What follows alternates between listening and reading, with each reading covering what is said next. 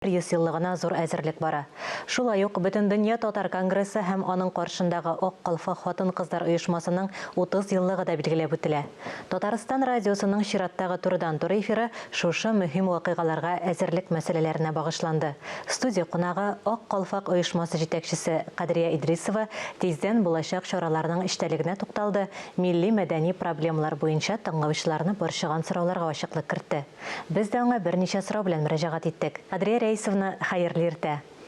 Пандемия сез җитәкләгән оешма эшчәнлегенә нинди үзгәрешләр кертте? Без һәр җирдә үз эшебезне дәвам итәбез. Нинди генә ел булып карамастан, безнең үтәсе чаралар күбесе безнең үтеп бара. Безнең битендә хәзер мөмкинлекләр зур. Менә хәзерге вакытта без төрле үзебезнең эшләребезне телевидение, радио ашада һәм инде бер-беребезгә Zoom аша очрашып та эшләребезне дәвам итәбез. Бүтін дөнья татар конгрессының 30 еллыгына әзерлек ничек бара? Гомумән, Бүтін дөнья татар конгрессының 30 еллыгы көтелә. Бу бик зур чара. Чөнки кашан төзелә безнең Бүтін дөнья татар конгрессы, бу оешма. Менә илдә шундый вазгыять вакытында бер кемне берәү тыңламый, беркем берәү фикеренә колак салмый, бик авыр заманлар 90-нчы елларны кем генә хәтерләми икән. Менә шушы чорда үзебезнең дәүләтебездә, үзебезнең милләтебезгә, үзебезнең халкыбызга мөрәҗәгать итү фикере уяна. Ягъни берләштерү, халкыбызны берләштерү. Халкыбыз бердәм генә булганда гына без көчле дә фикерле дә була алабыз. Һәм шушы ният белән шул чорга безнең президентыбыз Минтимер Шәрипович, инде республикабызның беренче президенты Минтимер Шәрипович шундый карар чыгара. Съезд җыярга. Менә татар халкының съезды җәй көне 1992 елның җәе беренче татар милләтенең татар халкының съезды җыела. Монда инде бик күп илләрдән, бик күп кыдгалардан, Россиянең бик күп төбәкләреннән безнең шундый татарларыбыз, милләт вәкилләребез җыела. Һәм моны бүтән кеше үзенә шатланып, горурланып ала бу вакыйганы. Менә шушы вакыйга беребез белән аралашырга, татарыбызның көчле икәнен аңларга, фикерле икәнен аңларга ярдәм итә. Менә шушы нигездә, шушы көннәрдә безнең анда бик тә халкыбызга игътибарлы хатын-кызларыбыз җыела. Һәм алар берләшеп, шушы съезд вакытында берләшеп хатын-кызлар фикерләшә.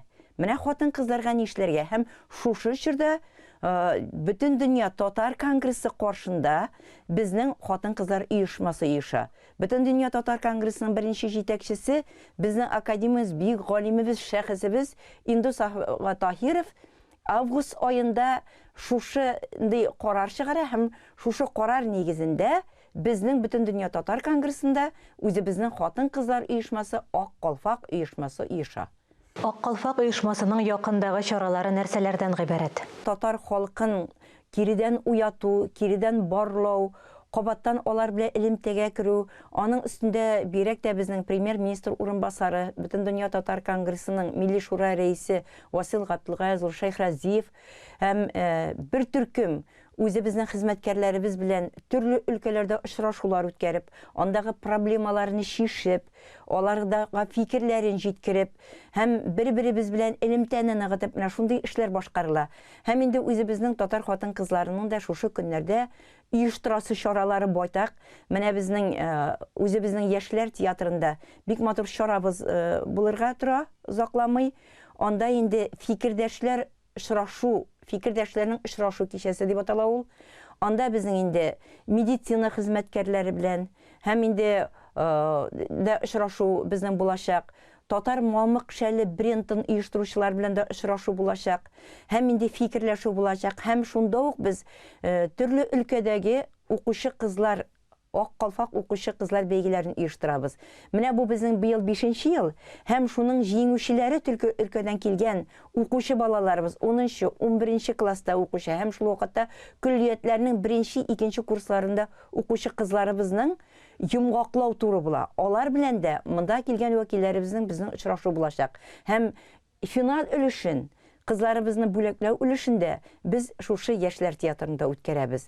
Менә бу да безнең бик зур чарабыз булып тора, чөнки без яшьләребезне, яшьтән үк кызларыбызны милләтебезнең аналары булырга тәрбиялибез.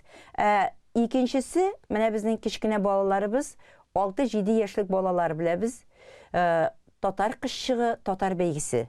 Моны biz, ул безнең башланды, төрле өлкәләрдә, Казан шәһәрендә дә башланды, һәм аның йомгаклау өлеше апрель аенда булачак. Менә узган елны без пандемия чоры дибез, ул вакытта гына безнең бу эшкә 27 мең кеше тартылган, бөтен дөнья буйлап.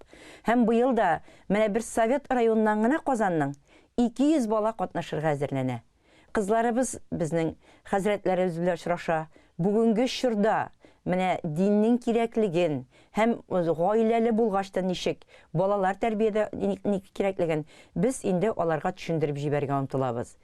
Кичкенә балаларыбыз белән җыелганда без һәр вакыт нигезебезне, үткәнебезне барлыйбыз. Ягъни шәҗәрәне безнең хәтта кичкенә балаларыбыз, 6 яшьлек балаларыбыз 12 буынга хәтле шәҗәрәсен өйрәнеп киләләр. Ислам динен рәсми кабул итүнең 1100 еллыгы уңаеннан дини оешмалар белән нинди уртак чаралар оештырасыз? Менә дини оешмалар белән без 1100 еллыкка әзерлекне инде без байтактан башладык.